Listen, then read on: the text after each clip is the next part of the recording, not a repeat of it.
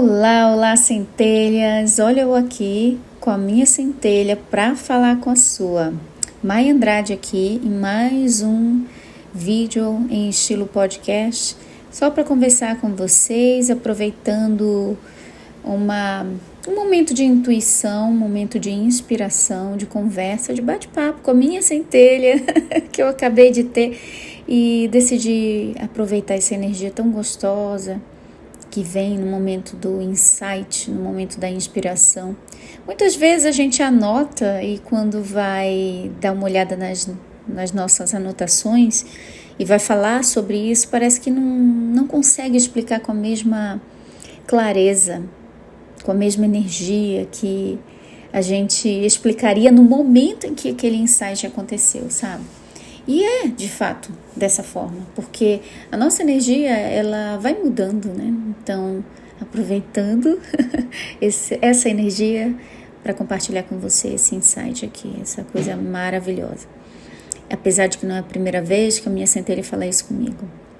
Bom, sempre que a gente percebe a vida difícil de ser compreendida ou algum assunto que parece uma dicotomia, uma dualidade, um dualismo muito grande, sabe, algo de polarização realmente na nossa vida, é porque a gente está olhando para a vida com a mente dual, com a mente dividida. E o desafio na espiritualidade, no autoconhecimento, é transcender essa dicotomia, é transcender essa mente dual, dividida, entre certo e errado, bem e mal, direita e esquerda, aqui e lá. Enfim, gente, transcender essas dualidades e olhar de uma forma unicista. Como é que se faz isso? Outro dia eu estava estudando a lei das polaridades para poder falar com os alunos na escola do alquimista. E eu percebi que apesar de tantos anos estudando o Kybalion, as leis herméticas, eu ainda, de repente, estava com dificuldade em explicar sobre a polaridade dita negativa. Como assim o mal não existe? Como assim o mal não é mal? Como é que é isso? E vem aquele sentimento de revolta, vem aquele sentimento de angústia até, a mente fica confusa, mas e por que isso? Aí a gente vira uma metralhadora de perguntas. E eu estava naquela metralhadora de perguntas, perguntando tanta coisa para minha centelha, questionando, dizendo então, como assim? E por que isso, isso e isso? E a gente vira uma verdadeira fábrica de perguntas. É ou não é? É ou não é? Então, eu precisei parar por um momento e simplesmente esvaziar a mente, meditar.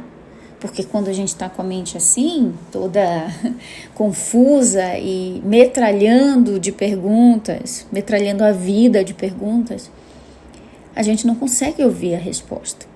Então eu parei, fiz uma breve meditação, buscando realmente desacelerar a mente, me desconectar da mente que questionava, para simplesmente ser, para simplesmente estar num estado de existência, de observação, com total ausência de julgamento sobre qualquer coisa que seja, apenas tendo a consciência de existir como um ser, uma consciência que observa. Então, quando finalmente eu consegui atingir um grau ali de meditação e de calma, eu consegui ouvir muito claramente a minha centelha falar comigo.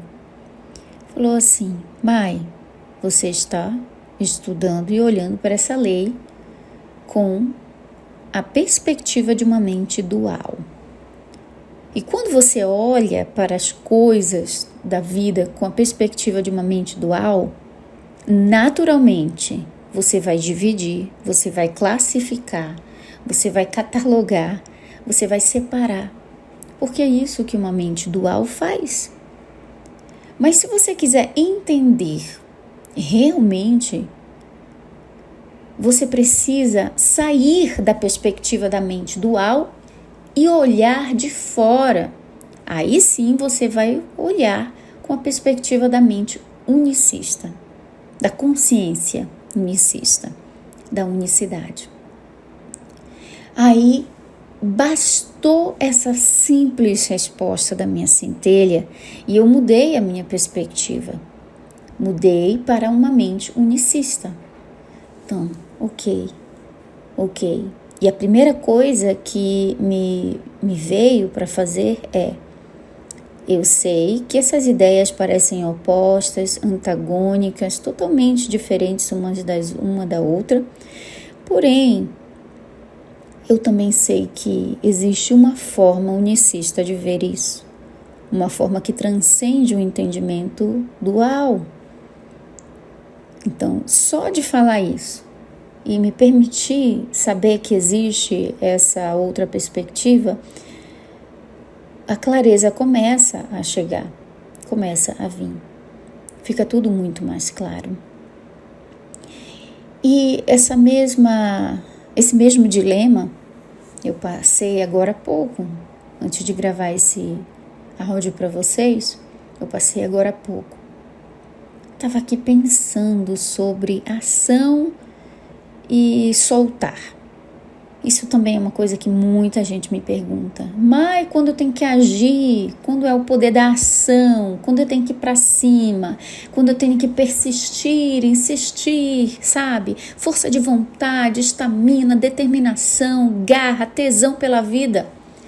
E quando que eu tenho que soltar, relaxar, deixar a vida fluir, deixar que as coisas simplesmente sejam como são? Aí a gente vai pensar, por exemplo, Tony Robbins, poder da ação, pra cima, com tudo, força de vontade, estamina, tesão pela vida. Eu posso, eu consigo, eu vou, eu persisto. Aí, de outro lado, numa polaridade inversa, eu tenho o Eckhart Tolle, o poder do agora, simplesmente seja, simplesmente esteja no aqui e no agora. Solta a ansiedade, o desejo de controlar o futuro, o desejo de controlar as coisas. Solta tudo isso, vive leve, relaxado. Deixa que a vida te leve. Entendeu como são dicotomias que parecem impossíveis de serem conciliadas? Mas o Kaibalho, ele fala pra gente que os opostos se reconciliam, que eles se tocam e que é possível haver uma conciliação entre os dois. Então eu estava exatamente nessa fase da vida, pensando, me percebendo, em momentos de grande estresse, de tensão, de querer fazer as coisas acontecerem, de, eu vou gravar muitos vídeos, eu vou isso e aquilo, agora eu dou aula para os alunos, agora eu faço isso, agora eu preparo um novo livro, agora é tanta coisa que eu tenho que fazer. E ao mesmo tempo, deixa que a vida me leve. Mas o Zeca Pagodinho não está errado, deixa a vida me levar, a vida leva eu. Bom, o pessoal que olha a vida pela dicotomia da ação, de que só a ação o tempo todo é boa e a vida levar a gente a algo ruim, vai dizer que o Zeca Pagodinho está errado, que isso não é um estilo de vida de uma pessoa que tem determinação. Só que há um ponto de equilíbrio entre essas duas ideias que parecem tão antagônicas. E isso se revela para a gente na expressão do pêndulo do universo, do ritmo pendular no qual o universo ele se move. Vivemos na esfera do relativo. A esfera do relativo é a esfera do mundo fenomênico, da manifestação, aonde o absoluto, aonde o ele se manifesta como sendo vários. E para que ele seja vários, ele precisa da dualidade. A dualidade no sentido de haver mais de um, de diversidade, de expressão de diferentes aspectos de uma mesma coisa. Mas tudo é uma coisa só, com duas extremidades, como uma régua que tem dois lados. Como uma cobra que tem duas cabeças, mas é uma cobra só, é uma coisa só, com diferentes graus entre os polos. É uma coisa só, é o absoluto, a consciência única, se expressando nos mais diferentes níveis de existência. E enquanto estamos aqui na esfera do relativo, perceberemos o pêndulo, que é o ritmo, a música que o universo toca, o universo dança nesse ritmo que é entre os polos. Então vai ter momentos na vida que a gente vai estar muito mais poder da ação, Tony Robbins, vamos com tudo pra cima. E vai ter momentos que a gente vai estar muito mais Zeca Pagodinho, deixa a vida me levar, a vida leva eu, sou feliz e agradeço por tudo que Deus me deu. Gente, eu amo essa música, ela tem sim a sua utilidade. A vida sabe o que faz, a vida é inteligente, ela é um fluxo divino, inteligente. Nada dá errado pra gente. Se a gente entender isso, a gente vai entender que a vida é uma mãe amorosa, que a vida é um grande presente que a existência nos deu. Independente se eu vou estar numa fase onde o poder da ação vai estar a todo vapor na minha vida, ou independente de uma fase que eu vou estar o Zeca Pagodinho em pessoa, deixando a vida me levar. E se a vida me levar, sabe, não é tão ruim não. Na verdade não é nada ruim. Mas o interessante é entender essas duas questões pela perspectiva unicista, onde eu não excluo uma ideia em detrimento de outra, onde eu não digo, eu tenho que ser o poder da ação o tempo todo, mas eu entendo que existem momentos da vida. Pode ser em um único dia você sentir que você acorda com grande determinação, vontade de ser mais produtivo, que foi o meu caso, é pela manhã, eu me sinto muito produtiva pela manhã, não consigo ficar na cama até tarde, eu quero me levantar e fazer muitas coisas. Mas depois do almoço, a minha energia, a minha estamina começa a diminuir. E vai diminuindo e simplesmente vai acabando o resto do dia. Então, para mim, as atividades mais importantes, reuniões de trabalho, até mesmo atividades físicas, coisas que eu precise fazer, eu coloco muito para a parte da manhã. Eu procuro dar uma caminhada no fim da tarde justamente para tentar recuperar um pouco da energia que eu perdi ao longo do dia, para me sentir mais produtiva.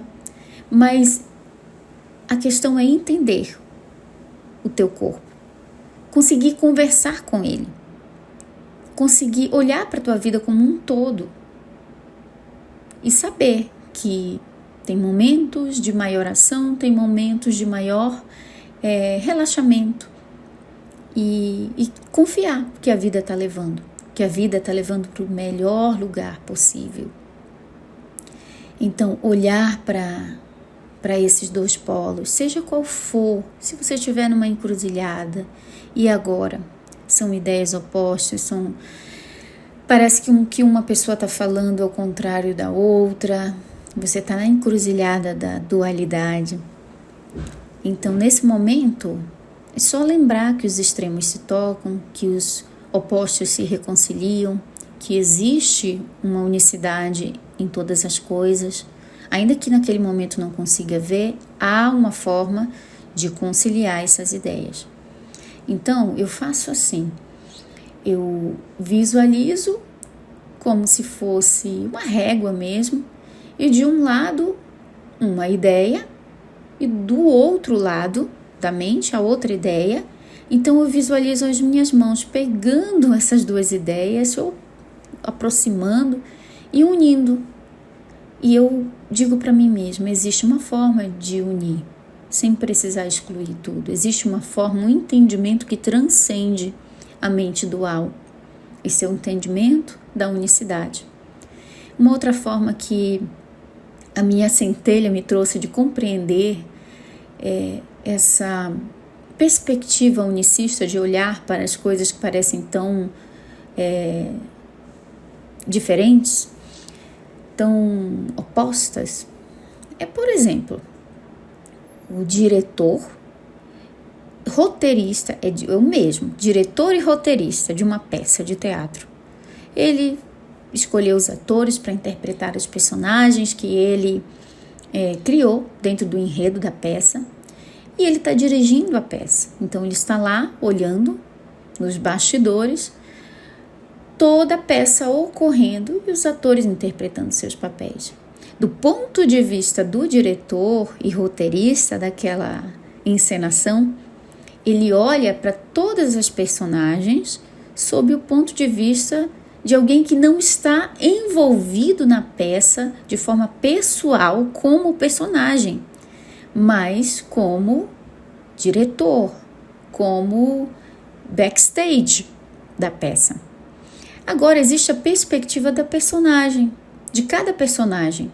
A personagem interpreta a vilã da história, né, a Rainha Má, e a personagem que interpreta a boa moça da história, a Branca de Neve. Da perspectiva de cada personagem, vai haver uma dicotomia, vai haver um envolvimento pessoal com o enredo da história. Mas a nossa transmutação mental para transcender a dualidade é exatamente saber que eu não sou essa personagem, fulano não é esse personagem, o que está aqui no mundo, o manifesto, é apenas uma encenação daquilo que é daquilo que é o todo, com a aparência de divisão.